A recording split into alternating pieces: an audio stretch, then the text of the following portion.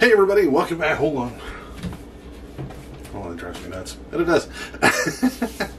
It's still kind of open. There we go. Hey everybody, welcome back to Live Between Paychecks Kitchen. I'm Oz, Jack and Later, still like Jackson.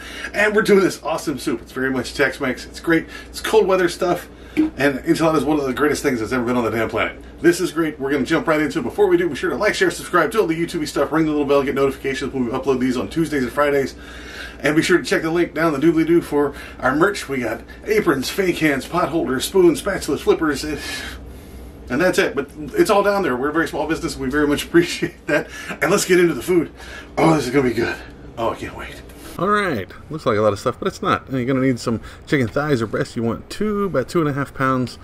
This is going to be your big expenditure for this, but thigh or whatever you want. So you're going to need some Monterey Jack. You want 2 cups of that. You're going to need some cream cheese. You're only going to 4 ounces, so that's half a package of there. Salt and pepper to flavor. You're going to need some half and half cream. You're going to need 1 cup of that. You're going to need 3/4 of a cup of salsa verde, which is your green one.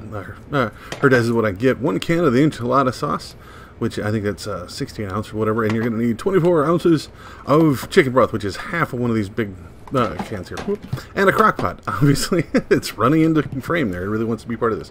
So, start things off. Before you fire and forget, you get your crock pot, put your chicken breast or thighs, or both, or whatever you want to use in there. Get you a can of the enchilada sauce, put that right on top. And then your chicken broth. Now, like I said, it's only half of one of these big ones. I believe they labeled it as 24 ounce instead of by the cup, but I think it's like 4 cups worth. So just put that in there, put it on low, and let it sit for 6 hours, right? So cover it. Remember to cover it. It's a crock pot. Got to cover it. But yeah, just low. 6 hours, 6 to 8 hours, depending on the meat that you're using. 6 is what I did with this. So 30 minutes before you're going to serve it, it's already been in there, you're 5.5 hours, almost 6. Go ahead and pull your chicken out, make sure it's done. Get you 2 forks, and you're going to pull this apart. This is how that's the cheapest, easiest way to shred chicken for a thing. I've heard people say that you can use like a blender with like a whisk kind of thing at the end of it and stick it in there and it'll pull it all apart, but I just manually pull this apart with a fork. So pull all your thighs and breast out and pull them out, shred it down to whatever consistency you want. I'm not too worried about it getting all super stringy, but that's what we do. So get your chicken, put that right back in your soup, right in there, make sure all the chicken gets back in.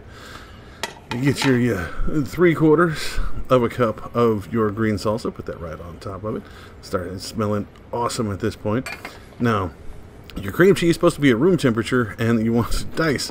I didn't dice it before it chilled, so it had to come off in just kind of chunks. But if you break it up as much as you can, we put it in there, it'll break down into the soup and make it thick and creamy. That's what you're looking for. Okay, now it's time for your half and half. You want your 1 cup of that. Just pour that right on top. And then the other labor-intensive part of this is your cheese. You can buy it shredded and just dump it in there and you're fine. I didn't. It's cheaper because I got the blocks, so I got that one, yeah. My grater here, and just take it and I grated it right into the soup. I got my arm workout for the day. Now you can salt and pepper it. You can season it with whatever you want here. If there was other people that were not eating this, it was just me, I'd probably put some spicier stuff in it, maybe some jalapeno, some cilantro, because I have some friends that eat soap when they eat cilantro, whatever. But I put a lot of pepper in mine, very little salt, mostly because the broth has a lot of salt in it, unless you get the low sodium stuff. So once you get all that in, give it a nice stir. Remember, this is still on low. And just keep stirring until that cheese is melted down and it makes the whole thing nice and thick and cheesy and stringy. This is an amazing soup. You can decorate it with some more salsa if you want. You can hit it with some tortillas, tortilla chips on the side, whatever. I just ate the soup. Like, I'm a very big fan of this. This is the first time I've ever made it. This is amazing. So yeah, just stir it. Like I said, it takes a little while. I had a thigh that escaped me apparently, so I'm going to tear that apart and put it back in there. But this is what it looks like. It's another fire and forget, 6 to 8 hours on low. You could probably try it at half time on high, but I wouldn't recommend it. You want it low and slow to kind of cook all this stuff. Big expenditure, it was the chicken, and it was like $4, $4.50 because I got the thighs. So the cheese might be a little expensive depending on where you're getting it from, but it's well under our budget. It works really well. I don't know how well the cheese and creams and stuff would work for food prep, but if you know, please let us know. But yeah, this was a great soup. I'm really excited for this. And there you have it, man. awesome enchilada soup. You got to try this. If you do it differently, you want to see us do it differently, let us know. Put it down in the comments. That's what comments are for. And we'll totally revisit this. I will do this again. This is amazing. I would love to see some other people, how they do a take on it. I'd like to try this with like a red sauces instead of the green. I know enchilada, whatever, but that's just me. But let us know. You can also let us know over on social media. You can find us on Facebook, Pinterest, Patreon. You can find us at all three of those at Live in Between Paychecks Kitchen. You can also find us at Instagram at Live in Between. We had to shorten it over there.